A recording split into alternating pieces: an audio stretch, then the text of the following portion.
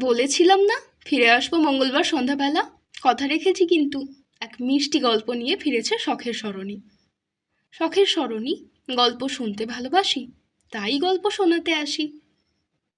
আমাদের সবার বড় হওয়ার সাথে সাথে বাস্তবের কঠিনের পাশাপাশি আমাদের নিজস্ব তৈরি একটা জগৎ থাকে, আমাদের ফেয়ারি টেলের জগৎ। সেই জগৎ থেকে তুলে আনা অথচ বাস্তবেরই এক মিষ্টি প্রেমের গল্প শোনাতে শখের সরণি হাজির হয়েছে। আজকের গল্প পাঠে স্নেহা। শুরু হচ্ছে শখের সরণির আজকের গল্প পাঠ, ভালোবাসি, এক সহজ স্বীকারোক্তি। শ্রেয়ান এদিকেই আসছে, উকি দিয়ে দেখে একজোড়া চোখ। আহ, ওর এই তাকানো একদিন আমাকে মেরেই ফেলবে। ভাই, মেয়ে হয়ে তুই যেভাবে নজর দিস ওকে, অভ্যেসবশত কথাটা বলে তুলু। ওর কি খেয়ে কাজ নেই বলতো? সকাল বিকাল সন্ধ্যা ওকে বেরোতেই হবে ভাই। আলগা একটা রাগ নিয়ে বলল শর্মি, ওরফে শর্মিতা দে। কাঁচা রোদের মতো মিষ্টি, আবার শুকিয়ে পড়া বিলের মতো কাঠখোট্টা।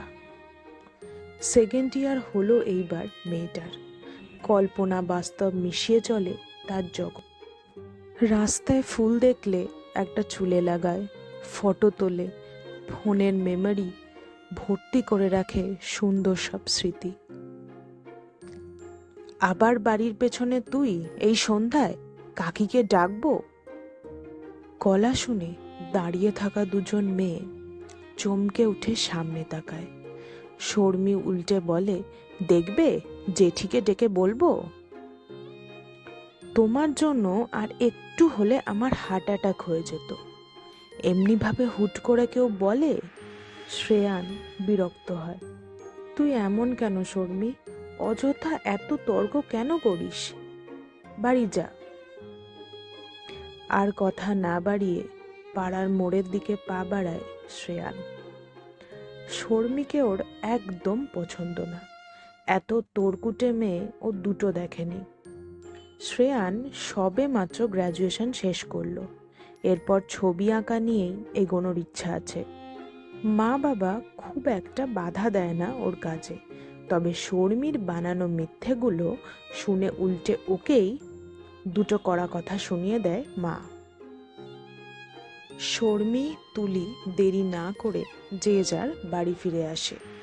মাকে রান্নার কাজে একটু সাহায্য করে বই নিয়ে বসে মেয়েটা। ভাবতে বসে, সে কি খুব বেশি তর্ক করে ফেলে? কিন্তু সেই বা কি করবে? শ্রেয়ান সামনে এলেই তো তার সব কথা গুলিয়ে যায়। কোঁকড়া চুলের ছেলেটা খুব সুন্দর ছবি আঁকে। তাকে দেখে সে নিজেকে হারিয়ে ফেলে কোথাও। একটা সুর গুনগুনিয়ে গান শুনিয়ে যায়। একটা সুর গুনগুনিয়ে গুনগুনিয়ে গান শুনিয়ে যায়। আমি আবার আবার ভালোবেসে ফেলেছি তোমায়।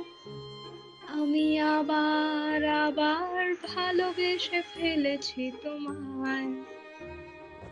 এমন সময় সেই কোঁকড়া চুলের ছেলেটা এসে হাজির। কাকি, মা একটু চিকেন দিয়ে পাঠালো, শর্মি খেতে ভালোবাসে, তাই টিফিন বক্সটা নাও।